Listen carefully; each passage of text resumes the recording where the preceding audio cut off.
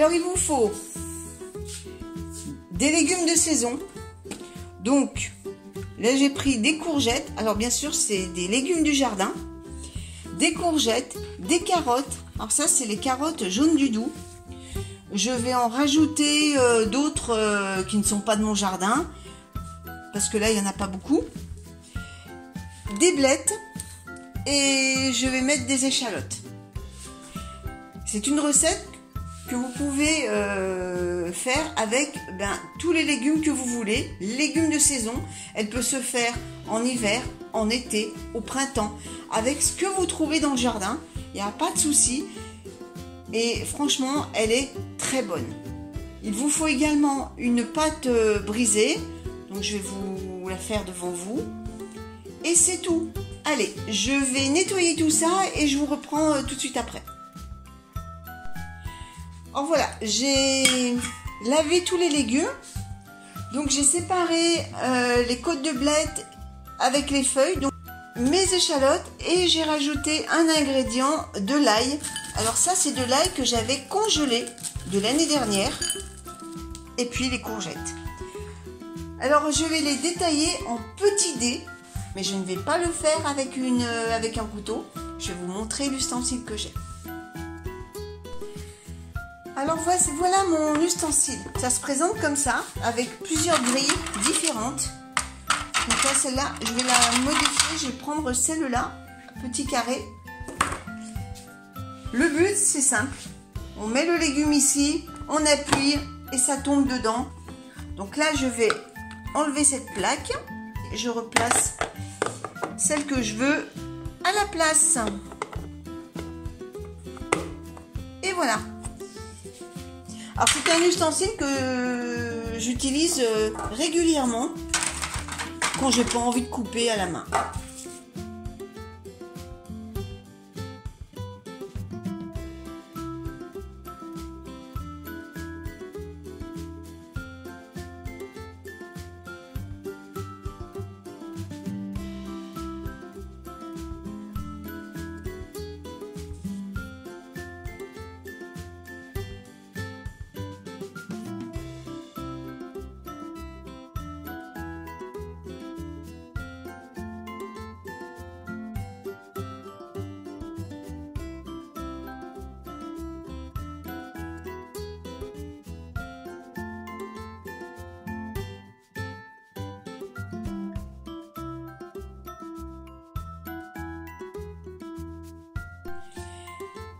Ça y est, tout est coupé en petites lamelles, en petits dés. Alors vous avez vu, hein, c'est hyper pratique cet ustensile. Donc maintenant on va passer à la cuisson. Que je suis une adepte de l'huile d'olive et des épices. D'ailleurs je les ai préparées devant moi pour les mettre dans ma casserole. Donc je verse mon huile d'olive. Une bonne rasade. En fait, pour la quantité d'huile, il faut tapisser le fond de la casserole. Je viens rajouter quelques graines de fenouil. Je vais prendre une cuillère, c'est quand même mieux, parce que trempouiller les doigts dedans, c'est moyen. Donc, je mets une petite cuillère à café, hein, ça suffit largement. Ça donne du goût. Voilà, ça je le remets en place. Ensuite, je mets du curcuma. Donc le curcuma, pareil, hein, je mets à peu près, voilà, l'équivalent de ça. Je saupoudre dans la casserole. Je mets le curry. Alors le curry, pareil, une cuillère plutôt bombée. Voilà, je mets dans la casserole. Et ensuite, je viens rajouter du sel et du poivre.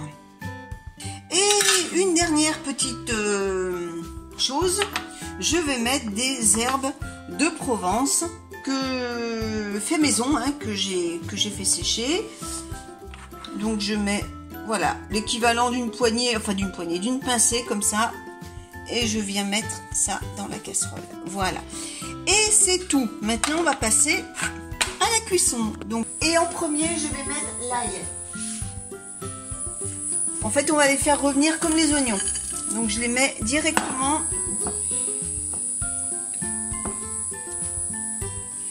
sont surgelés, comme ça, ça va les cuire un peu.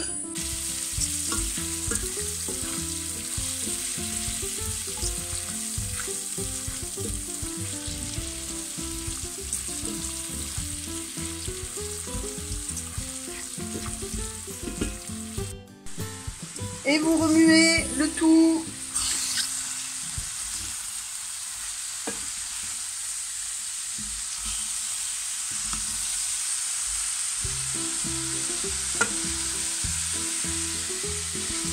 Ensuite, ça va cuire avec l'eau de végétation.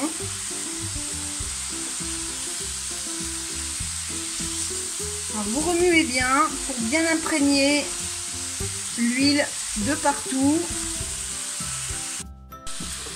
Ensuite, vous couvrez et vous laissez mijoter 20 minutes. Pendant que ça mijote, on va s'occuper de la pâte à tarte. Alors, une précision au niveau des casseroles. Moi, ma casserole, elle a un triple fond. C'est un système qui permet de cuire les aliments sans eau. Et on les rince simplement. Et ça suffit pour les cuire. Si vous n'avez pas ce genre d'ustensile, regardez quand même de temps en temps pour voir si ça n'accroche pas. Et éventuellement vous rajoutez un peu de liquide.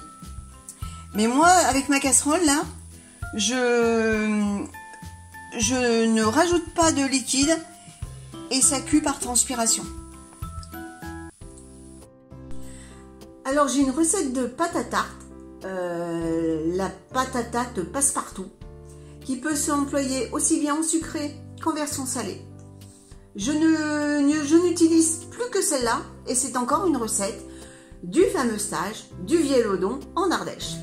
Vous allez voir, c'est très simple. Alors pour la recette, il vous faut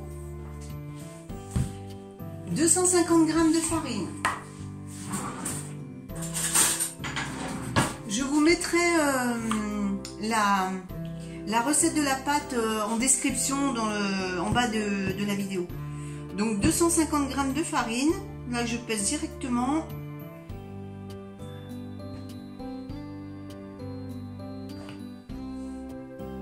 Et avec cette quantité, vous pouvez faire une tarte de 30 cm de diamètre.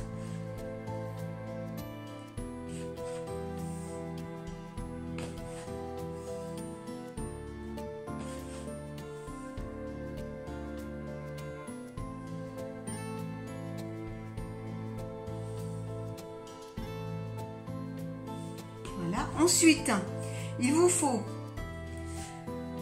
90 g d'eau et 90 g d'huile. Alors vous pouvez aussi bien mettre dans un pot, vous pesez, vous mettez 90 et 90. En tout, il faut que ça fasse 180. Si vous mettez un peu plus d'eau, ben, vous réduisez la quantité d'huile. Mais en tout, il faut arriver à 180 g de liquide. Donc 180, qu'est-ce que je dis moi? Non, 90 g d'eau. Là, je travaille sans filet, donc je vais doucement.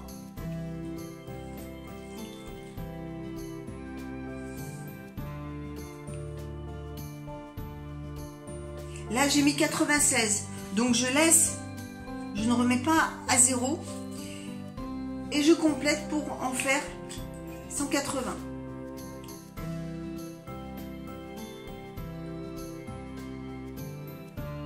Et c'est là qu'il ne faut pas se tromper.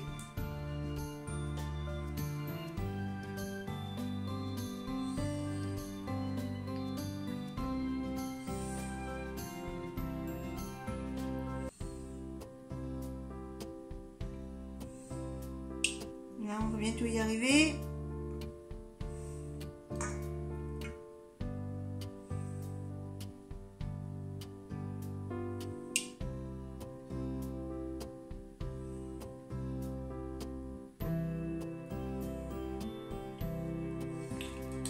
Voilà, 180 pile. Ensuite, il vous faut 3 g de sel.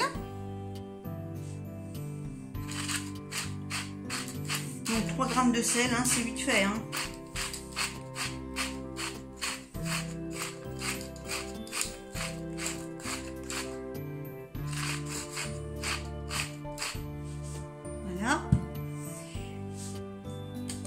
maintenant, c'est là l'astuce. J'ai pas envie de me salir les mains. Je vais prendre une fourchette. Et je vais remuer le tout jusqu'à que ça s'amalgame. Et ensuite, je viendrai pétrir. Alors, c'est une pâte à tarte qui est inratable. Sauf si, bien sûr, vous mettez trop de liquide. Hein, ça va de soi. Mais si jamais vous vous loupez, ben, vous rajoutez un peu de farine. Il n'y a pas besoin de levure, pas besoin d'œufs, pas besoin de... Voilà, vous voyez, elle commence à s'amalgamer. Et là, vous pouvez finir à la main. Vous ramassez bien tout, vous pétrissez un peu.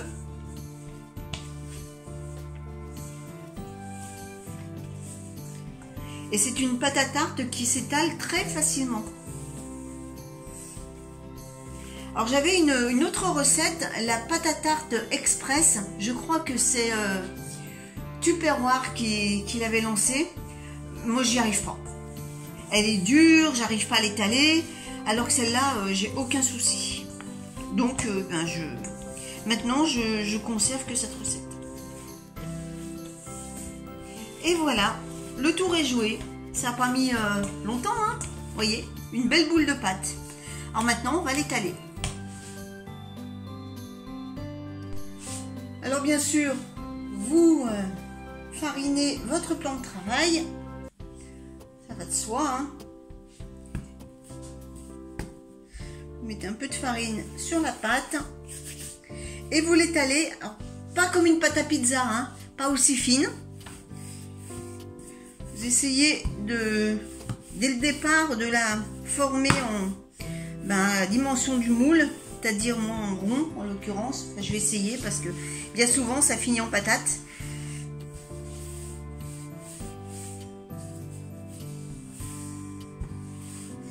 Alors j'avais vu une vidéo, un reportage sur l'Inde et il y a une dame qui faisait des chapatis. Elle avait une dextérité pour faire une pâte ronde, mais alors sans bouger la pâte, simplement en promenant son rouleau. J'ai essayé, je suis jamais arrivée.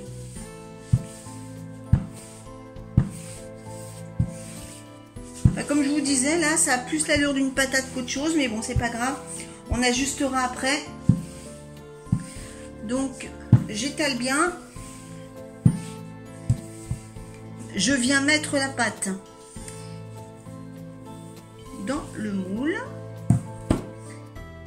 Voilà.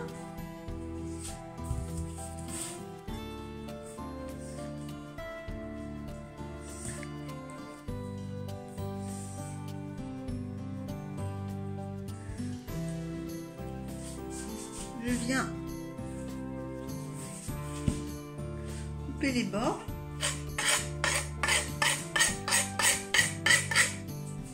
Et je viens rajouter aux endroits où il manque un peu de matière.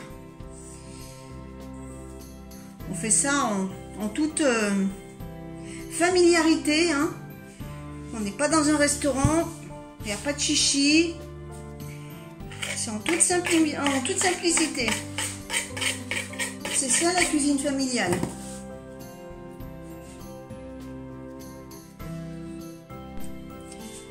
Allez, on va voir ça. Et ben ça m'a l'air pas mal. On va pouvoir dresser tout ça sur la pâte.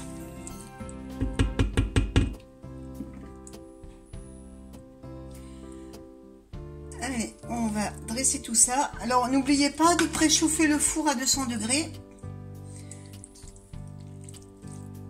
Vous étalez bien.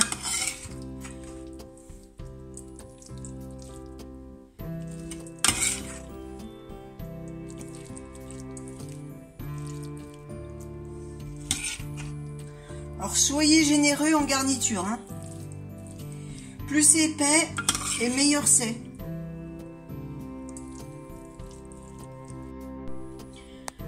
Donc voilà à quoi ça ressemble. Maintenant je vais la mettre au four.